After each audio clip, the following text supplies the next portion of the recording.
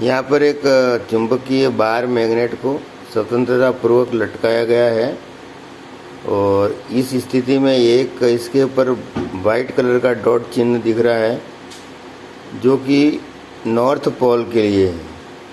तो जब किसी चुंबक को हम स्वतंत्रता पूर्वक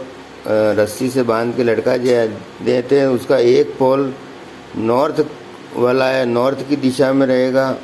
और उसके दूसरी तरफ वाला जिस पे चिन्ह नहीं है वाइट डॉट का, वो साउथ पोल है, वो दक्षिण की तरफ रहेगा। तो चुंबक ये परमानेंट मैग्नेट है, बार मैग्नेट है और इसमें दो पोल है, नॉर्थ पोल जो डॉट चिन्ह वाला और दूसरी तरफ साउथ पोल है। तो इलेक्ट्रोमैग्नेटिज्म का जो चैप्टर में है परमानेंट मैग्नेट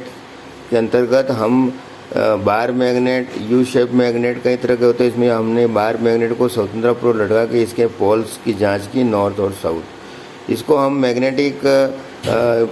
जो कंपास जो मोबाइल है उससे भी चेक कर सकते हैं, तो ये एग्जैक्ट उसी स्थिति पे बताता है।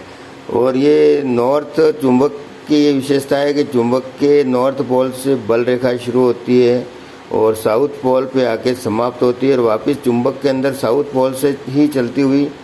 नॉर्थ पोल की तरफ जाती है। तो चुंबकीय बल रेखाएं नॉर्थ पोल से शुरू होती है और साउथ पोल पे समाप्त होती है और दो बल रेखाओं के मध्य में रिपल्सन होता है, प्रतिकर्षण होता है, ये एक दूसरे को काटती नहीं है और चुंबकीय बल रेखाएं हवा और पृथ्वी दोनों में से गुजर सकती है।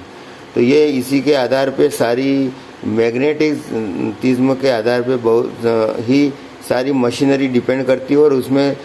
दो तरह के, एक तो परमानेंट मैग्नेट है ये, तो बाकी इलेक्ट्रोमैग्नेट्स होता है उसके अंदर हम क्या है कि आयरन या स्टील की है, उसके ऊपर कॉपर का वायर लपेट करके फिर हम उसको सप्लाई देते हैं, डीसी सप्लाई, तो वो उसमें भी फिर नॉर्थ और साउथ पोल इस तरह से बन जाते हैं। तो ये हमने एक प्रयोग करके समझाने की कोशिश की है, तो आपको इसको समझ में आया होगा। धन्यवाद।